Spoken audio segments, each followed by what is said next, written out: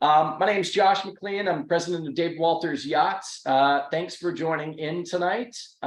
With me, I've got Richard and Randy, two of our yacht brokers, specializing in catamarans. Richard heads up our Caribbean office down in St. Martin. He's currently dodging the rain and at the office. And Randy, you're out of you actually live up in West Palm Beach. So yes. Randy kind of moves between there and our Florida office in Fort Lauderdale. So both these guys have a lot of experience in the catamaran market. So with that, Richard, why don't you just introduce yourself a little bit? I'm Richard Finlay. I'm a Canadian that got tired of shoveling the driveway and got on a boat 5 years ago and headed for the Caribbean. I've been selling at first, just to keep myself a little bit busy. I started selling catamarans more or less 5 years ago. And over recent times, I've decided to hang around St. Martin full time. We're not living on a boat as of a month ago. And now I'm operating this beautiful office in St. Martin, where you're all welcome to come and visit anytime you like. Awesome. And yeah, Richard, you've done an awesome job down there in the Caribbean for us. Really excited to get that office humming. You've definitely got some nice listings coming in, and yeah, your location is more beautiful than most. So thanks for heading that up for us. The views from this particular yacht brokerage's office are pretty high end. That's right. Yeah. That's right. And then we've got Randy. Hey, Randy. Hi, my name's Randy. I'm from California, actually. I've been in Florida for a long time, but I started boating in California, had a brokerage and a dealership out there, did a lot of racing, a lot of sailboat riding, a lot of custom building. Moved to Florida about 20 years ago. I've been here a long time now. In fact, this is my 50th year licensed and bonded. I'm real proud of that. But that's remarkable. I enjoy all sides of the industry. Boating is just an amazing thing. Love exposing more and more people to it. It's a wonderful profession. Well, thanks, Randy. Yeah, I didn't realize. I knew you were an old guy, but man, you've got some years. 50 years this year, Josh. That's awesome. I mean, you've literally made your life out of this. That's really cool. Yeah. Well, glad to have both with us today. A lot of this conversation, it does come from a point of passion. We all enjoy what we do. And the whole inspiration really for putting this webinar together was, it's the most common question that we've been fielding recently from catamaran owners, boat owners is, what's the market like? What does it look like in terms of, my boat? What can I expect? Things have changed, no doubt. So the whole point of this webinar is specifically for catamaran owners interested in gaining a little bit of insight in terms of what the market looks like today. And we've got some great perspectives here from both Randy and Richard, who are going to share you kind of their insights. And I'll be moderating the webinar here. So if anybody has any questions, please feel free to put it in the chat box or use the Q&A tool. And if there's anything we don't touch on today, feel free to follow up with us here after the webinar. So if we talk about the yacht market, and I'm going to just give a very broad overview of what we've seen over the past, really, I'll call it 5 years. So I kind of break that out into pre-COVID, COVID, and post-COVID. So the net result here at the end of the day is the yacht market is in a better position now than it was before COVID. How we got here has been an interesting journey. So, before COVID, the yacht market was still kind of clawing its way out from that 2008 crash. We're in a good spot. Things were kind of really on the uptick, a gradual climb. The catamaran market, especially, really starting to expand. If you talk about the sailing yacht market and the catamaran section within that, the catamaran piece of the pie has been growing just exponentially year over year over year. And that trend really was on an upswing here through COVID. COVID kicked off and that just went full throttle. So COVID, one of the biggest factors there was obviously a lack of the new boat inventory, put a huge crunch on brokerage sales, because without the new boats arriving from a lot of the European manufacturers or South Africa, we saw the brokerage boats especially late model catamarans, just evaporate. And once those were gone, kind of filtered down to even some of the older catamarans. If it floated, it sold. It was kind of bonkers. And in a lot of ways, it still is. And sold for whatever price you wanted to put on it was the Yeah. most remarkable thing. Yeah. Now fast forward, through COVID, and now we're kind of coming on the back end of that. The last 6 months in 2022 is really when that transition started happening. So you started seeing more boats coming for sale on the brokerage market. I started seeing a trickle of price reduction emails coming from yacht brokerages. I started seeing prices reduced on Yacht World, and that was kind of the first indication that something is in transition here. And I think what really drove that was you started seeing more new boats arriving from European manufacturers as supply chains caught up. And you started to see, people kind of moving on to other things outside of, like travel started opening up. So it's been interesting to see the evolution of it. Now, in the end of COVID, what we've really seen in terms of my observations, and then Randy and Richard, I'd love to hear your insights on it as well, was, the inventory is still constrained, but it's not as constrained as it was before. Sales prices are still quite a bit higher than they were before COVID, but still down a little bit from where it was from its peak. So it's an interesting time right now where buyers are being a lot more diligent, but the inventory of boats is still pretty tight. So I'd love to hear, Richard, let's start with you and just kind of express your insights on the market today. Well, you just said my first half of a page, basically word for word. I feel like very much the same thing has happened in the boat scene as it has with housing in North America, where there was a and then now there's been a slippage. But where we've ended up after the slippage is far higher than 2019 down here. So it's still, I think, a very good time. If you're at the end of your adventure, it's a very good time to be selling a boat. It's not going to go in, in 21, I sold a couple of boats, one boat in 14 hours at a huge, very cheeky price. I put it at a price just to see what would happen, and it sold in 14 hours. And it was on the buy side, and I bought one in 2.5 hours in 21.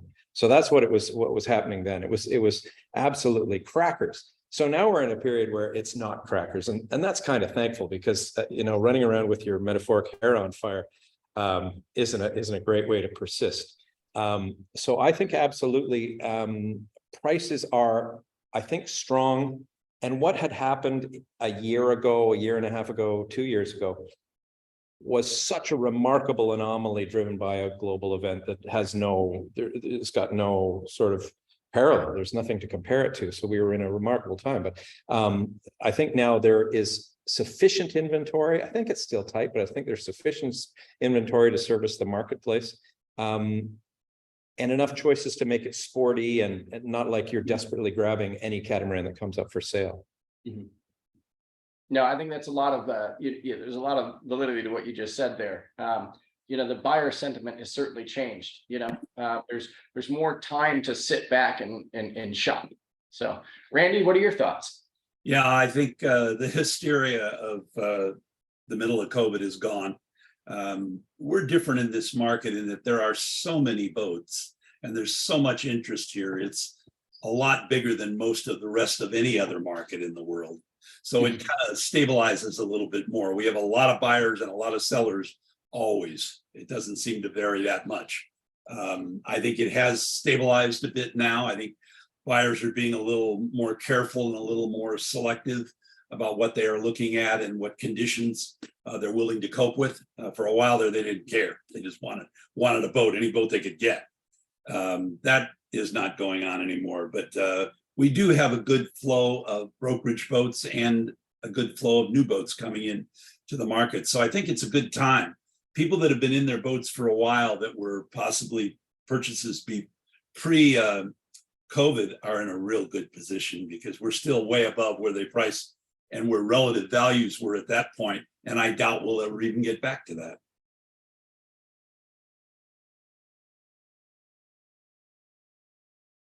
Did we lose Josh? Or did you lose me? We might have lost. No, I got I- you. I seem to be Yeah, still I here. don't see Josh. Well, Well, we better carry on. Yeah. Or he may not be recording if he's gone away. I don't know, but yeah, where you are, of course, as we discussed earlier today, you have literally thousands of people in the marketplace on both the buy and the sell side at any given time, which I find is really interesting. Here we may have 100 boats that are my little marketplace, and hopefully we have 100 buyers at any given time, and of course they're going to fly in. But the one thing that happens here, I think, that's interesting is the people that are coming to see boats with me aren't kicking tires. You know, they're not spending $1,000 in hotel and restaurant and everything to come and just drool on somebody else's boat for 2 hours. So that's we've got an automatic qualifier in there. Yeah, it's not cheap to get. American Airlines is our prospecting qualifier. Right, exactly. No, I completely agree with that. And I think that, you know, it just, the proximity of this market and the number of buyers and sellers that are here is absolutely amazing. I just sold a catamaran a couple of months ago that was very nicely equipped and very well set up, but it had been with us for quite a while up in the Annapolis market. Couldn't get a buy on it, couldn't get it done. Came down here and sold it in 2 months because so many people, and I don't think I showed it to anyone who ever knew it was even for sale before. That was that voyage you were talking about? Yeah, the Voyage 440 was up in Annapolis for a long time. And when we came down here, I mean, I had a lot of interest in it immediately and multiple offers within a couple months. Well, that goes to what we're going to talk about coming up soon. This location business, I think, is super important. And you might not know the story about how I got involved with David Walters Yachts. There was a dear friend here who had a monohull that wanted to sell it, wanted me to list it here for him. I said, if I list that here, I don't think I'm really doing you any favors. I said, you need to take that to Fort Lauderdale and hook it up with David Walters Yachts, and I'll bet you it'll be sold in no time. And of course, they met George, and it was sold in no time. And it was all for that particular vessel. It was all about location. Right. Yeah, I think you said a moment ago that your marketplace is pretty well as big as anything in the world, and it's got to be. I can't think of another place in the world that would have that many slips and fiberglass boats and buyers and services and everything that goes with that whole, well, both coasts, but primarily I think the east coast of South Florida. Absolutely. Josh, I see you back Yeah. there. We lost you for a while. Sorry, there's a little bit of stormy weather out here. I guess it's screwing with. Well, I don't know whether we were recording or not, but we kept talking. We didn't want to let you down. Well, thanks for carrying on, guys. I appreciate that. Sorry about the little technical glitch there. So yeah, thanks for your summaries and your insights there. One of the things that I want to kind of get into is just setting the expectations from a seller's standpoint. Obviously I missed about the past 2 minutes or so of your talk, but let's just talk a little bit about, what a seller can expect, right now in terms of the market in average time to sell and sales prices, and what have those trends been like? If possible, Josh, it might be worth, I think we kind of missed one thing about, according to the list we were talking about, was who is the buying market right now? I think for me, that's something really interesting to talk about. Yeah. And it's a little bit funny, and I hope I'm not being too cheeky when I talk about this, but we're seeing a whole new breed of YouTube sailor. So many people that I end up talking to have been watching the dream on YouTube, and they've been watching the parlays, and they've been watching these channels. And I don't know what percentage of the conversations I have are about that, but it's like, yeah, I've been watching this on YouTube. And have you ever owned a boat? No, I've never owned a boat, but I'd like to spend $500,000 on a catamaran, or $1 million if you've got one.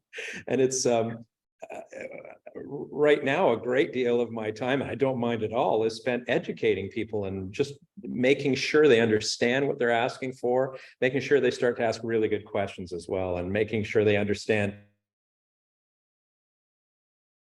other than what YouTube tells them their needs in a boat are. And I think they're pretty divergent places, what YouTube has taught you and what the real world is. So I think this is very interesting to me. In my place here, I don't know, Randy, if that's the same for you at all there, but Oh, yeah, it's always been a big effect. I mean, it's amazing what YouTube has done. I was doing videos on boats long before it got to be popular. And I can't tell you, 10 years ago, I sold boats Somehow you didn't cash videos on in. YouTube, which is amazing. Then we did them by helicopter and with a photographer. It wasn't the same thing as a drone and being able to shoot it on your smartphone. Yeah, But, there's yeah, my exactly. studio right there. I mean, I walk around with that thing in front of my nose now, and that gives people a really good, what you're going to see when you walk in the boat with that phone on the end of my nose is very accurate. I find those are very well received videos because they really do see the boat. But Yeah. I mean, video is key. It's really key. So, Yeah. so my point, as opposed to the seminar you had earlier today, Josh, when you're talking about blue water sailing, the word blue water, by the way, oh my gosh, that's like bargain or quality or on sale now. That's just a word that's become smashed into a pulp. But You're so right. You're so right. Yeah. the people that are looking for that big mono to sail to the Caribbean are very different people, I think, than the people that are looking for catamarans. It seems to me that the people that are looking for monos have some sailing experience, really have a sense of what they want. But I'm meeting people that have a sense of what they want that's been really given to them by ASA 101, ASA 201, ASA 114, and YouTube. And I think it's really interesting. It gives me an opportunity to make good little sailors out of people. And I've been doing it. I've been like, I'm teaching people after, I love to follow up, and all the people that I've been dealing with, all the people I've sold boats to, I keep in touch all the time, and I'm checking in on them. Hey, how's your journeying going? How did your first overnight go? Did you think about this? Did this work out well for you?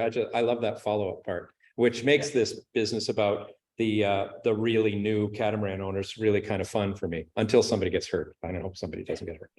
Yeah. Well, inherently, I think that catamarans really lend themselves a lot more to a broader market. They don't heel. They're a lot easier to maneuver under power. There's things that people can do with them without having a lot of experience. It's harder to run a monohull than it is to run a catamaran. There's things you can do with a cat that keep the women comfortable, keep the family comfortable.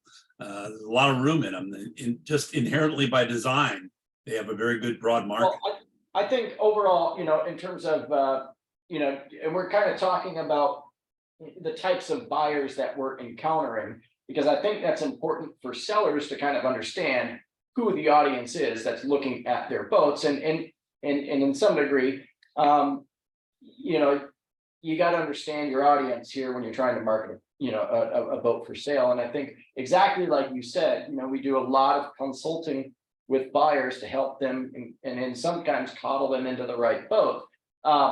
So I think, it's important for sellers to understand that, we're in some instances, we're dealing with I hesitate to say less educated buyer, but a buyer that really needs a lot more hand-holding than maybe a monohull sailor, because I think they just tend to be a little bit more of a traditionalist and come from a lifelong history of sailing. And some cross over into catamarans. But I think a lot of the buyers that we encounter, they come to us and say, I'm here to buy a catamaran, or I'm here to buy a monohull. That seems to be a decision that when it comes to the serious buyers, they've kind of picked their path. Oh, yeah. Yeah, absolutely. Absolutely. I agree. You don't talk to anybody that's on the fence of whether they should buy a mono or a catamaran. Exactly. For many, it seems a foregone conclusion, to follow up on what you were saying a few minutes ago about how this part of the marketplace has just ratcheted up and up and up and up and up year over year. It seems for many, it's a foregone conclusion that you would never even consider a monohull when you could have and maybe, again, my exposure to the marketplace is very regional. Down here, it's about lifestyle. It's about staying aboard and living aboard and staying aboard for a year, 2 years, 3 years, 4 years, 5 years, 6 years. Whereas people in your market where you are, particularly Josh, up in the Chesapeake, there's not as nearly as many people living aboard, but they've got fantastic, beautiful weekend boats and things like that. So down here, it's monos have become such a small part of the conversation for me that it's a sideline. And I really call myself a catamaran broker. I'm really a yacht broker, but I do so much in cats that Yeah, it's a huge chunk of the marketplace here. But these buyers, again, your guy that's going to buy a Hylas 56 has been sailing for a long time. The same, the guy that's going to buy a 52-foot Lagoon may well have owned nothing in the past, which is remarkable to me. He's going to plunk down $1 million. Yeah, but they're willing to do it. So talk a little bit, you know, in terms of you know, your observations in terms of how long it takes to sell a catamaran and how that, what's that like today? I mean, if you're a catamaran owner, you know, how does that market look like? Are you feeling that it's more crowded in terms of inventory? Are buyers taking longer to make decisions? What's your insight there? Are we comparing it to 2019 or are we comparing it to 2022? Well, what's your trend been? I guess you start 2019, talk about COVID and where we are today, you know, I think, and where do you see it going? Well, again, as we mentioned a few minutes ago, in my case, during COVID, things went down here so we can get away from, you know, everything, the zombies. It didn't matter what you had and what you priced it for. It was like that. So that is such a complete anomaly in any marketplace, in any scenario, that it's really got to be statistically removed. So you've got to look at that as a blip along a larger sort of trend. Now, my experience doesn't reach back nearly as far as Randy, but I think what we're seeing now is something that is more, let's say, normal, where it may be 60 to 120 days to sell a boat. And it all goes to the four things we're going to talk about momentarily. I won't mention them ahead of time because I know it's your thing. You know, if the boat, if the seller wants to sell the boat, it's his choice. You have to decide what's more valuable to you right now. Is it the time or the money? And for everybody, there's some sweet spot in between the two where we say, well, then it's going to be $5.99 and we'll get done in 90 days. But if you want $6.99, it's going to be 150 days. So yeah, it really, you know, of the four things, it really comes down to ultimately, I think price is far and away the weightiest of the four factors. I would agree. Yeah, I would agree with that. Market. Price is most important, and I think it's really, really important early on in the whole relationship with the seller to really establish what that criteria is, because a lot of it's going to be determined. How much time it takes to sell the boat is how well did we do our homework? How much do we know? How prepared are we for what we're going to see and who's really going to have an interest? We need to make his mind understand that. Yeah, I agree. So, Richard, you let the cat out of the bag here, and I only said one. I left you three. That's all right. So, you know, one of the things that I want to lead in this conversation here, you know, now that we've kind of discussed what the market looks like and what the buyer sentiment is, you know, really what it takes to sell a boat. And this is a conversation I had with a lot of sellers where you really sit down and dissect what the key components are to successfully selling a catamaran. And, you know, I like to describe it as price, condition, location, and marketing. And those four factors really have to be in line, you know, with a strategy to actually get a boat sold, you know, or to sell it in a timely fashion and maximize a seller's proceeds. Because at the end of the day, working as a listing broker, that is our objective, is to sell a boat as promptly and as profitably as possible. And generally, there's a bit of a balance in there, as Richard has described. So if we kind of break out each of those four components, you know, price, you know, you kind of talked about that a little bit on how that is influenced, you know, but really, you know, Richard, in your experience, when a customer comes to you, because not all boats are created equal, and even if they're the same make, model, and year, what's your first approach to really kind of helping somebody dial in what the right price is? 2 weeks ago, I went out and I had a look at a Hunter Passage. And on the outside, it was in reasonable condition for a 17-year-old boat. I think it was a 17-year-old boat. Went downstairs to have the conversation, and the boat was absolutely stuffed full of the stuff that they brought from America when they bought the boat and sailed it down. Said, we can't even have this conversation because you are not ready to sell this boat. So luckily, the reason they talked to me was they, like us, have just become residents of St. Martin, and we're moving ashore, and we're going to sell the boat. So over the course of the last 2 or I guess maybe it's 3 weeks, they have been day by day emptying this boat. I'm going to see it next week, and then we can actually have this conversation. So maybe that didn't answer the question, but we've got to assess its condition and see if it's ready for sale. On any boat over, I don't know, any boat that's even been started and run, there's the dirty dozen things that always have to be done. I'd like that list to have nothing terrifying on it. I'd like the list to not include, it needs a new generator, but otherwise it's great, or the mainsail's no good, it will have to be replaced right away. It's such a roadblock, such a non-starter to have a major system completely down. That's just to me, just like big lump in my throat. Now, how do we talk our way around this? How do we work our way around this? How do we market our way around this? But condition, I think, is the bigger or maybe the first conversation before you get to price. I think really it is, right? It's the first, like, how good is this boat? Because as you say, there's 50 boats that have been built the same, but they've been taken care of by 50 different users, owners. And so they're in 50 fairly disparate conditions. So I think the first thing is condition. I want to see, and I hope we're not jumping to a head. I want to see this boat in a condition that somebody's going to come aboard and be able to see themselves in it and fall in love with the boat right away. That to me is really important. I think a lot of people are reasonably open-minded where you say, wow, this item here needs a little bit of attention. It's $100 and you're really super capable of doing that yourself. Well, that's no big deal, or a $400 thing.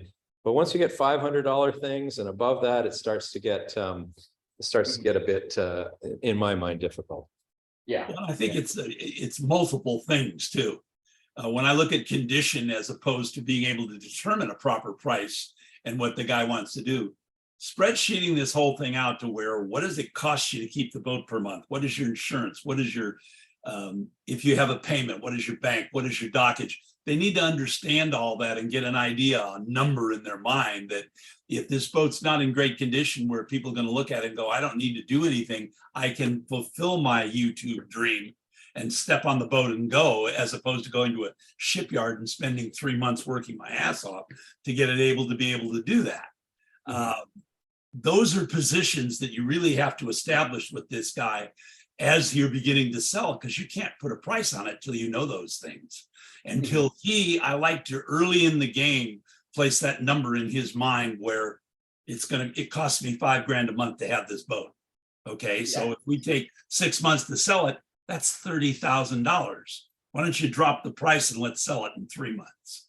Yeah, we have to establish his position, and a lot of it is based on condition. And I firmly believe that you get too many little things and it adds up to a big pain. Yeah, I'd agree with that. And, in terms of pricing and why it's so critical, I've seen it time and time again, examples where a boat will be on the market and it'll be priced at, X, but every other boat's priced at Y, and it's just a little bit beyond what the market really would command for the boat. And, sellers will come into it with a perspective of, well, I'm willing to negotiate, but I think what buyers see in that is a boat that's overpriced, so they're not even going to bother, I think you've really got to hit the price right on the head and get it right to attract a buyer. I'd rather price, it's my advice for sellers is I'd price the boat realistically and negotiate firmly, I'd rather see the boat priced right in the market, and then be pretty firm with a buyer because I'm realistic in my price. Well, and you can statistically show them. Whereas if there is a large group of boats on the market, that top 50% in price do not sell. Well, that great tool for that is the sold boats part of Yacht or Exactly. of I use Boat it all Wizard. the time. Yeah, I love that one. Tear it down, make spreadsheets out of it and show it as data because it's black and white. It's right in front of you. So you make your decision accordingly. Do you want it that extra $25,000 or would you like it sold? I love it when it says, and it took 324 days to sell. When they see that, they're realistic about what this is going to take. I mean, that's going to be another, it is $5,000 a month. That's another 60 grand he just spent. He had to go a whole year to sell it. On this one, on this topic, though, Randy and I spoke about this earlier today because we did our homework and we prepped. I want you to know that, Josh. We talked about a broker that doesn't follow the Randy's style or my style, where there are a certain group of brokers, and our code of ethics says we shouldn't talk about somebody, but I'm talking about the idea, who will take any listing at any price to let it sit for a long time till the seller is so sick of the boat that they'll drop to something reasonable. And I don't want to do that because I don't want to mislead a seller or client, because I want all these people to end up being my friends later. And I don't want to put that much effort into a boat and have it nagging at me for 6 months before it's even realistic, or 9 months before it's realistic. I would really like to have a blunt conversation and say, I think you're making a mistake at this. I just don't think there's a marketplace for your boat at $275,000. But if you put it $240,000, I think you've got a boat that's going to sell. I would much rather be frank about that. And there's one cat that you and I spoke about, Josh. I won't talk about it, of rather expensive French-made super sport boat that the guy just wasn't. We could have had the listing, but he absolutely wasn't realistic about price, and it would be a waste of my time because I put a lot of effort into this. I take a lot of photographs. I take beautiful video. I write, I think, pretty nice advertising copy, and I would have put a lot of effort into a boat that's just going to sit for probably 2 more years until it's so overpriced that he's going to have to drop his pants and lose money on it. You're exactly right. And you can't emphasize enough that, it really does take effort on behalf of the broker to get a boat sold. And it does take a bit of trust for the seller to really understand that the guidance being offered is in their best interest. And it's a proper balance between the seller's objectives, and I think as a seller, you really need to assess, where your priorities are. If you're still living or cruising aboard the boat comfortably, and you can afford to be able to let the boat sit on the market for 4 or 5 months and casually move off when it sells, or if you're putting the boat up high and dry and you need it gone next month because you're ready to move on to other things, that's going to definitely influence, where you price that boat. So no, that's all really good points there. So we talked about how condition really does affect price, and how it's always the best tact to set the price appropriately right out of the gate. So I think that's really important. But one of the big factors that I've seen, especially in the catamaran market, and you and Randy talked about this earlier, is the location of the boat. So that matters significantly. So I'd love you guys, and both, the Caribbean and South Florida, 2 very hot markets, the hottest markets, in fact, for catamarans. So Randy, why don't you talk a little bit about the South Florida scene in terms of catamarans, what your observations are, the buyers that show up, and then Richard, likewise, your perspective on it, because the 2, though very good markets, are different in many regards. Yeah, it's a very broad category down here. I mean, there's Miami and Fort Lauderdale have people from all over the world. A lot of different types of people, a lot of different experience levels. And again, as we iterated before, you can get into a catamaran and really have a good time with the boat and not have a great deal of experience. You don't have to be a swashbuckling sailor to do that. I think we see a lot of foreigners that come here and are looking at the idea of having a home, a condo here in Miami or in somewhere up towards Palm Beach, but someplace there, and really do get into the idea of thinking about catamaran's a great home, and you can move it around up and down the coast, different cities, experience different things. And if it's a part-time residence for you, that's a big market here. We have a lot of people looking at cats to replace condos or small homes. Yeah. That's really interesting. That's really interesting. I hadn't considered that. Very prevalent here because there's so many. I mean, for one, there's so many docks. I mean, you can live on a boat very comfortably in so many different places. And Florida's laws about even anchoring, it's easy to travel up and down the state without having docks to stay at all the time. So you can do that kind of thing. So it's a very inclusive market, and I think a lot broader for catamarans than it is for a monohull.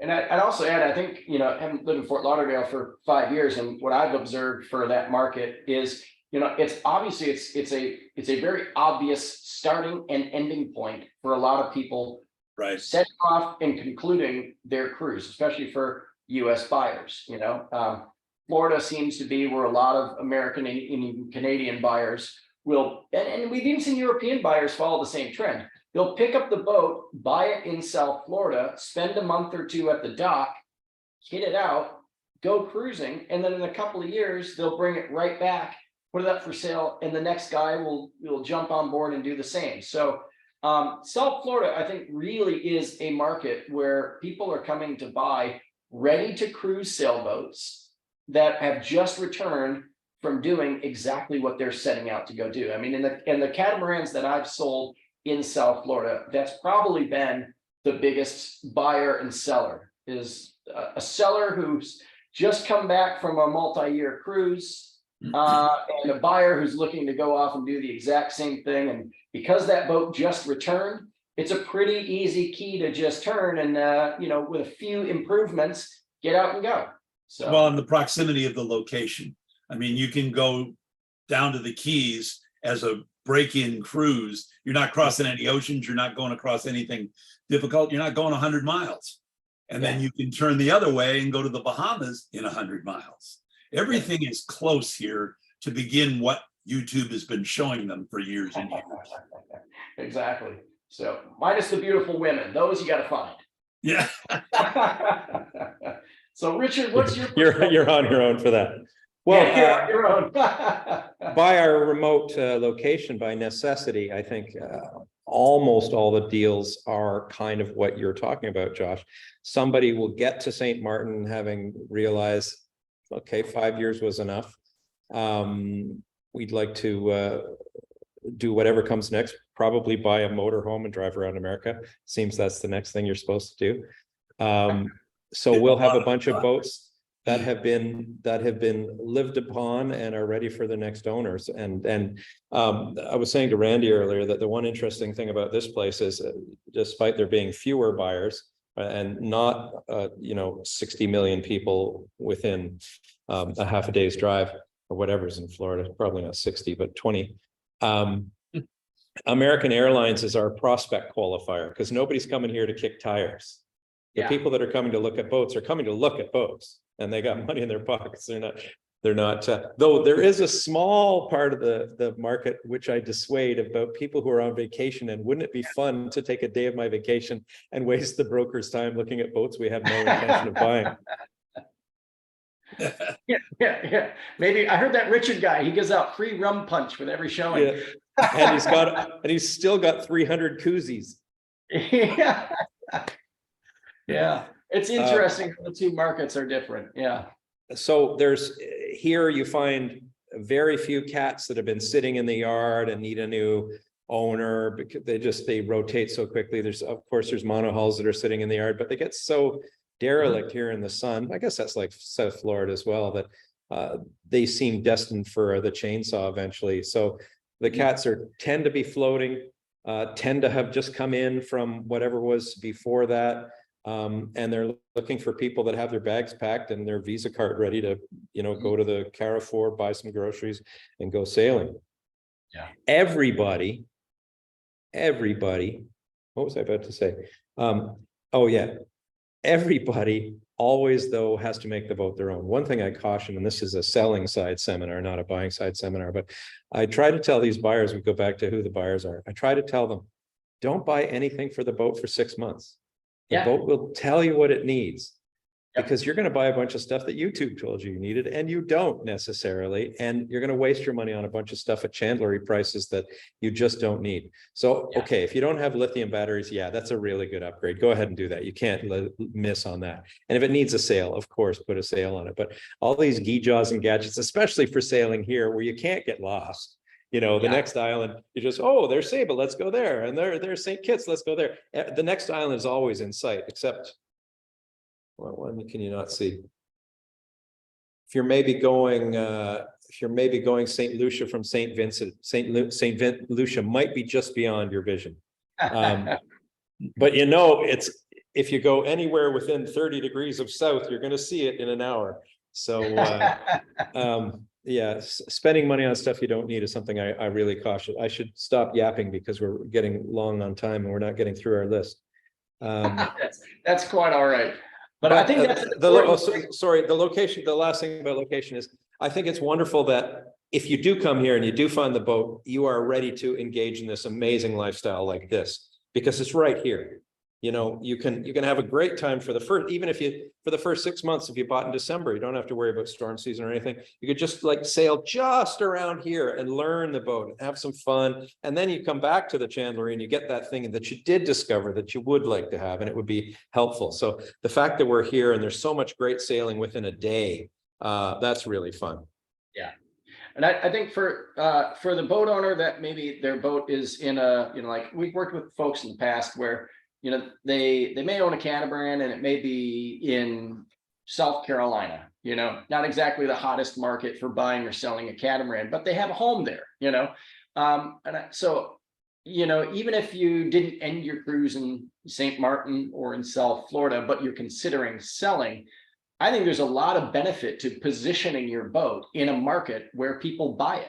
So, that to me, that's so obvious. It wouldn't even occur to me to say it, but really, it's absolutely true that there are places where a boat will sell and a place where a boat won't sell. Yeah, exactly. And boy, oh boy, the boats that we have a little bit of trouble with, I tell people, go to South Florida. That's where the buyers are. Yeah. Yeah. And that's how our relationship started, was sending a boat that Georgia ended up selling. So that's right. But yeah, you're exactly. Location really does matter, and it drives the sales. So if the boat's not in a key location as a seller, you really need to put it in a location where the buyers can access it and people go.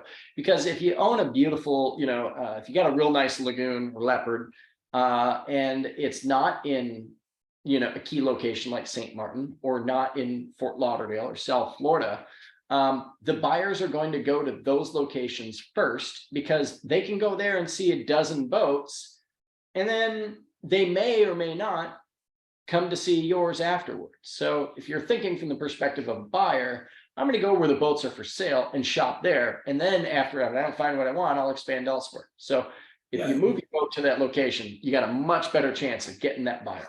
It's all sheer numbers. I mean, between from Palm Beach to Miami, there are more boats than there are in the whole rest of the country. There's a lot of things here to look at, and usually multiples of the same model. Yeah, exactly. So let's transition a little bit, because I think this is the point where, you know, this is the again, going back to the four core components. This is where it kind of all ties together, and I think that's marketing. So, you know, we talked about how, you know, you got to have the boat in the right location. Conditions got to be, you know, as a buyer is going to expect, and it's got to be priced reasonable. But it's marketing that really brings all of those factors together, because we're dealing with very educated, well, in some instances, very educated buyers who are showing up and they know exactly the boat they want, and they'll contact the broker to buy it. Or they need a lot of they need a lot of hand holding, and you know, they got to see every detail because they may not understand, you know, the systems and components that we're discussing. So marketing is what does it. It brings in the photos that are high quality and descriptive. It's the video walkthrough that really takes the time to show every locker and component and to highlight the features of the boat. It's the listing write-up. And I think that is probably one of the most underutilized components here. All you got to do is go on Yacht World and take a look at some of the just garbage listings there are out there. And that is what a buyer is basing their opinion on, first and foremost, the photos and the write-up, you know? And if those aren't up to the par or the condition or the quality of the boat, you're not attracting the caliber of buyer. So marketing really matters. So Randy, kind of what's your approach to there? You know, what do you think really makes the difference when it comes to the presentation of the boat? And I captured as marketing, but it can also be, you know, curb appeal and staging and listing prep. You know, what's your thoughts? I think it's really, you're hitting the nail on the head, Josh. It's all about timing. Everything's got to be right. There is one time when you come out on the market, everybody sees the listing. And if there's a lot of those boats, believe me, there's a lot of people looking at them. I want the condition right. I want the boat clean. I want to do a great set of photographs that are professionally done. I want a really good video that shows the interior and the outside. I want a sailing video on it. If that all hits the market at the same time as marketing, it completely justifies all the rest of what you've done. It justifies price, it justifies condition. You see it with your own eyes. It's not something I just tell you. Yeah. Yep. And Richard, you know, you do a great job. You're a phenomenal writer, by the way. So, you know, you've got a gift. So what's your approach when it comes to, like, how do you present a listing appropriately? And what, you know, what should a seller know about, hey, there's the information I need to provide in order to be able to generate this content? So, well, let's start at the opposite end of the question. The one thing I don't want to see is I don't want to put photos up of a boat with dishes in the sink. yeah. Long before I was a yacht broker, it just boggled my mind when people would be asking $250,000 for a sailboat, and they're showing it with a rag on the table or dishes in the sink or a rumply unmade bed with a dry bag and a pair of pajamas on. It's like, are you completely without a clue? Now, these same people, I dreamed that these same people would never show their home in that condition, have the photographs for their home when they're selling their home be in that condition, but somehow it was okay because it's just the sailboat. Well, I think that's nonsense. $250,000 is a huge amount of money, and you've got to help people put their imagination, or put themselves in their imagination in that vessel. So you have to, they always talked about it in home sales about taking, and I wasn't ever a real estate person, but you had to make the building such that it was very easy for the person to see their lives happening in that place.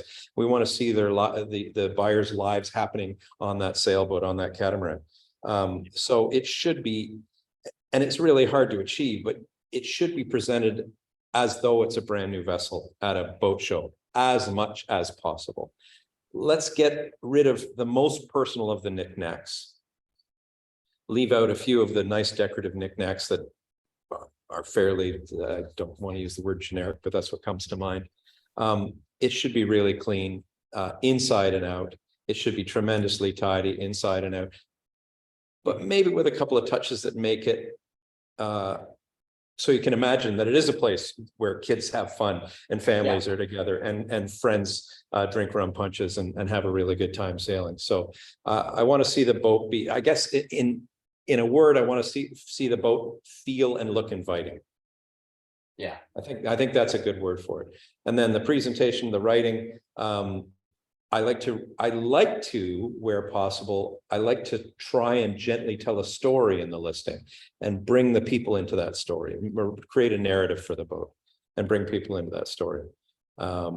That takes a little more time, but I think it's worthwhile. To tell a story that people can get their imagination behind, I think is very helpful to promote some ownership, some sort of pre-ownership or some pre-commitment to the idea of this particular vessel. Yeah, I think that's hugely important. Well, it shouldn't be called, you see, the other one, Randy says it should be already at the same time as well. Never are we going to put up a listing that has 5 pictures and more to follow. Well, like, that's it. I hate that. That's it. That's it. I saw your 5 pictures. If you don't, The guy's not going to look at that boat again. Never going to look come at back that. and look at your additional pictures. Yeah, unless it's $100, maybe. Yeah. And what was the last thought? Well, that's probably enough. I think you brought up a really good point too, Richard, that in having it really clean, stuff is opinionated. And when you're talking to a buyer who's looking at this boat, they understand the boat, it's a boat. They understand the volume and the areas that they're looking at. But when they start seeing pajamas and cups and dishes and things that don't have anything to do with them, they have a rough time projecting themselves into being in this boat. I think you got to remove all that kind of stuff because it allows the buyer to see himself really moving into this boat. Yeah, yeah. Well, in everything we do, it's remove as many stumbling blocks as you can along the way.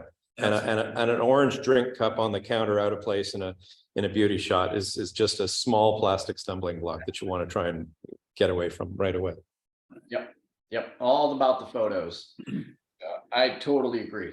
Now that's kind of leads into kind of the next topic here, which is really preparing the boat for sale. And one of the things that I'm going to do is later tonight, I'm going to send out to everybody. It's a checklist. It's a literal checklist of things to inspect and prepare on your boat before it's listed, how to appropriately stage and care for and maintain the boat while it's for sale. And arguably the most important is how to prepare that boat for survey. So, there's a lot of elements here that come into what needs to be done to make the boat ready to go before listing and before it surveys. So I'm going to send that out, but I think preparation is absolutely key. So, Richard, what are some of the elements that you think from, prepping a catamaran for sale is really, what's the most important factors to consider? This just made me, this is a tiny sidebar to this, but it's mostly related. Something that Randy and I talked about earlier is with respect to location and preparation for sale. If you're not at the location of your vessel, by heavens, you should have somebody taking care of that vessel properly so that it can be clean and tidy and squared away for showings. And if it needs the generator run once in a while, that should be done. If the motors need to be run or engines need to be run once in a while, that should be done. So another reason for pricing it right, if you're going to be paying somebody to guardian your boat, if you're not at the location, that's yet more on the insurance and, the loan price you're paying, the loan interest you're paying, all that stuff. So that was a tiny sidebar. Can you restate the question? Because I've got the attention span of a goldfish. What are some of the things that when you're prepping a catamaran for sale, what are the most important elements to really pay attention to? I don't know if I differentiate a catamaran at all from a monohull in that way. Again, it gets back to if you're living on it, it's very difficult, by the way. Out of necessity, there's a lot of people that end up selling their boat while they live on it. I've now done that, and I don't wish that on my worst enemy, really. So if it's possible to be off your boat, you should. But for a lot of people, that's not going to be possible. So if you're selling your boat and you're living on it, so we'll answer one piece of the question. Get a locker and get rid of all the stuff you don't need. If you've lived on your boat for any amount of time, even the most disciplined person ends up with a lot of stuff. And most of it ends up looking like clutter. And as much as possible, we need to remove a bunch of that stuff from the vessel, make it as squared away as possible, because we're still selling the idea of why do you buy these boats? Because they're so voluminous. But if they're voluminous and the volume is all stuffed with stuff, it doesn't feel all that voluminous anymore. So I guess that goes particularly to catamarans. Is the problem is there's so much room, so you don't think twice about buying another jar or gadget or whatever and put it away. So clear it out. It's not a difficult process either. I have that discussion with people when we start, because as a good sailor, as a responsible boat owner, we build redundancy upon spare upon, you end up with all this stuff on your boat. When you go to sell it, put it all in a locker and have on the boat what's needed to go take it for a short sale.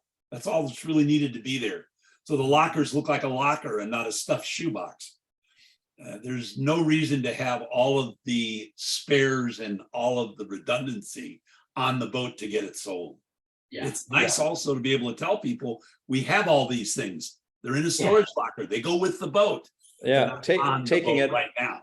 Taking this stuff off is a good opportunity to inventory it and know what's there as well, so that you can provide that information to your buyer. Because otherwise you have no idea that you had 17 impellers. Exactly, that's true. And how did I end up with 32 Raycor filters in this thing? Those are 22 bucks a piece.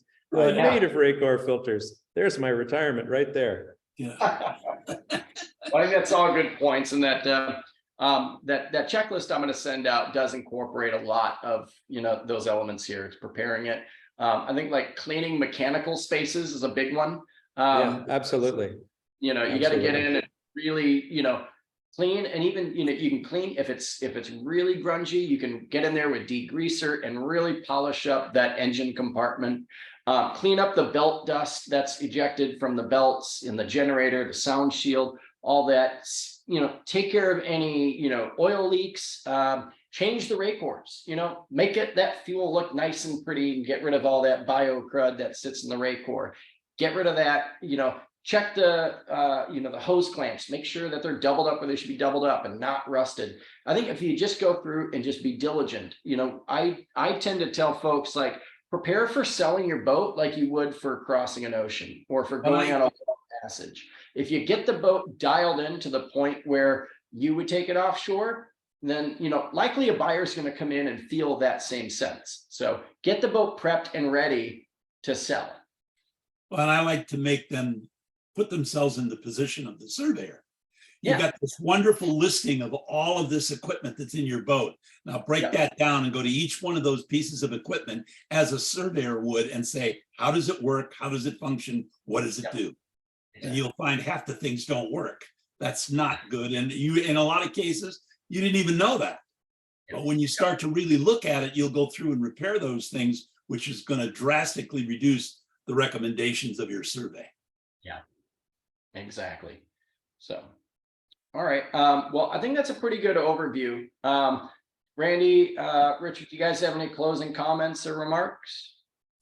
I would just like to encourage people. The one thing I really do like about the YouTube, the culture that has developed things, is people dream, they think, they suppose themselves in places they wouldn't and would never have gotten into boating if they didn't see those things. I love people that feel that way about boating. There is definitely a soul to it, and I like to see that done. It's our job to kind of find the middle of where reality is to what it costs and what effort and time it takes to having that dream. And maybe I speak cheekily about the YouTube experience and the YouTube sailors, but I'm one, so I should shut up about it. But it's exploded so much now over the past half a decade, even since I first took off from Canada, that it's absolutely remarkable to me. And the one, I think the granddaddy of the channels is Delos, and every time I run into them, I say, "This is your fault." Yeah, that's right. But thank you. So, great. Well, if anyone's got any questions, feel free to ask them. If there's any questions that come as a result of this webinar, feel free, you can send that to, you know, either myself or Randy or Richard. I'm going to include our email addresses and phone numbers in that follow-up email. You can always check us out online at www.davidwaltersyachts.com. Our main sales email address is sales@davidwaltersyachts.com. And our main office number is 954-527-0664. If you reach out on any one of those methods, you'll definitely get in touch with our folks. So I appreciate you guys tuning in. It was a lot of fun to kind of share some insights with you. We're going to post this up on YouTube as well. So be some good, you know, good talking points along the way. You come back and review. So thanks again for joining in, Randy, Richard. Appreciate you guys as always. Thanks for the opportunity. Thank you for anybody that watches the video, and we'd be happy to host you here in St. Martin and look at a few catamarans. There you go. Richard's got a koozie for you. I have a koozie for you. That's right. All right. Take care, guys. Thank you.